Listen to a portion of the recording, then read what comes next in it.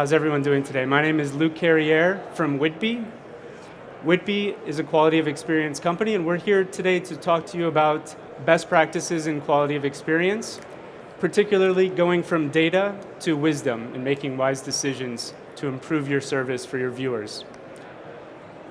I have some experience making some OTT applications, direct-to-consumer video applications, and I know the importance of growing them and the importance of maintaining quality to keep your viewers happy. Witbe has 18 years experience providing quality of experience technology to some big names, operators, service operators, content providers, and distributors. 12 offices around the world and publicly traded with a headquarters in France. So what is quality of experience? At its essence, quality of experience is consuming the product that you created, actually taking the perspective of the end user and using that product. So in the startup world, they say you eat your own dog food, or sometimes you drink your own champagne. In this case, you watch your own video, or I'm going to say eat your own popcorn. But it's not concerned with the user's impression or their opinion about the content. It's concerned with everything leading up to the delivery of that content to that screen which the viewer sees. It is all about improving that which you can control, which is the video quality, the quality of delivery, and the quality of the experience that you're giving that consumer.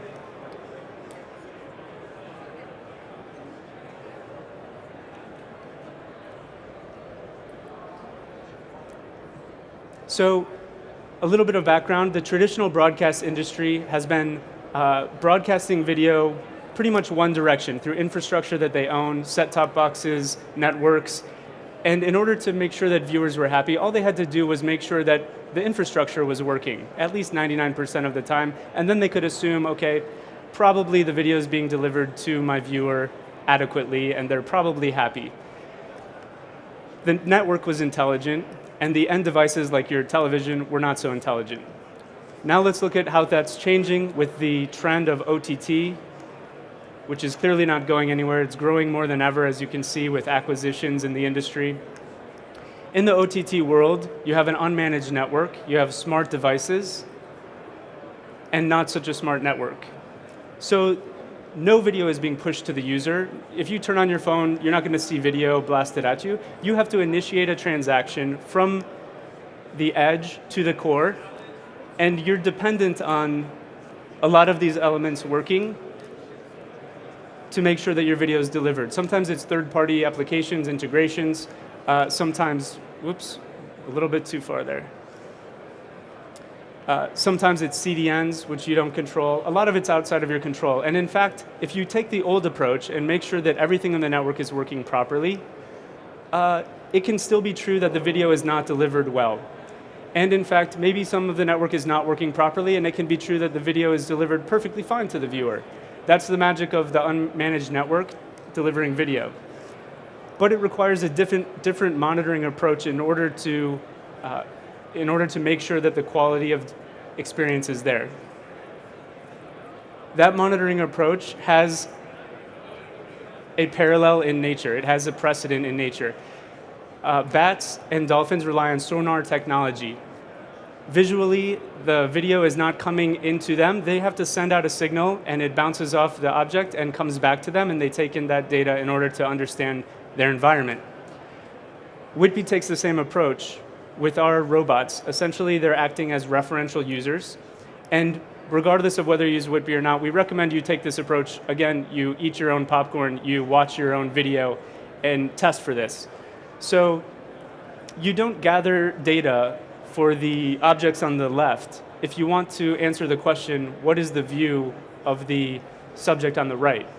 If you want to know what the bat, the dolphin, the viewer are seeing, you should act as that viewer, not collect data and try to inference or estimate or guess what that viewer might experience. This is what we call a user-centric approach. Now, you can see this, everyone knows correlation is not the same as causation. Ice cream sales spiking does not mean that you're going to be attacked by sharks That's not the causation. They just both happen to occur in the summer months when people go to the beach.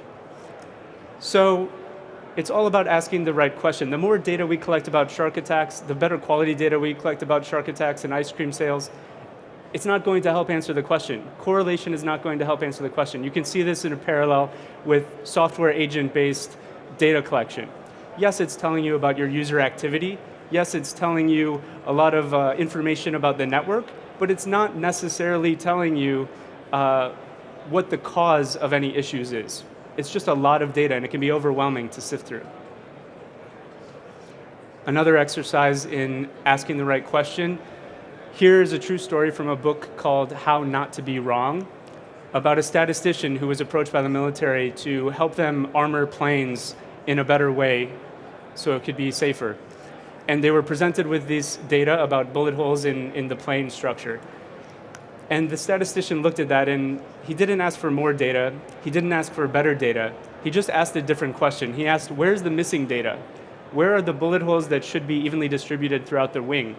Well, it turns out that none of the places where the bullet holes are is where the armor needed to be. The armor needed to be on the engines because the planes that got hit with a bullet in the engine were the ones that went down and didn't return. So you have to reframe your thinking and not just collecting more and more data thinking that will solve your problem, but actually making sure you're asking the right questions and finding answers to those questions in the right way. So for example, you might remember at the beginning of my talk, I asked Alexei here if he could hear me well. He's in the back, and so operationally, that's where I'm taking a risk that maybe someone wouldn't hear me furthest in the back and not in the front. That gives me a clear signal throughout my talk. If he says he can hear me or not, it's a very clear yes or no binary answer. Whereas if I were to just simply gather data by observation to see if I thought people could hear me or not, it would be a lot of noise, very difficult to see when there's actually an issue with the audio. In this bottom graph, you're able to see the signal and the noise, the first large increase. But if you look to the right of it, as it slowly slopes up to the right, at what point can you tell that there's a signal in that noise? At what point are you really sure that, yes, there's an issue? And this is the other problem with collecting so much data. It's not answering the right question, it's just giving you a lot of data. So this graph could also be, for example, the channel change time on a set-top box. Do you know if the channel change time is increasing, or are you guessing based on data and correlating? It could also be the signal of video loads here at NAB in the hall. There's so much pressure on the Wi-Fi networks and on our mobile networks that almost surely if you try to play a video now, it will be buffering.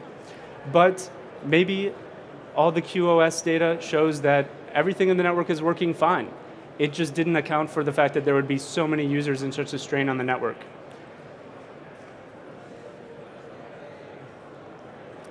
So the approach that we suggest taking is really to reframe your questions to collect the correct data.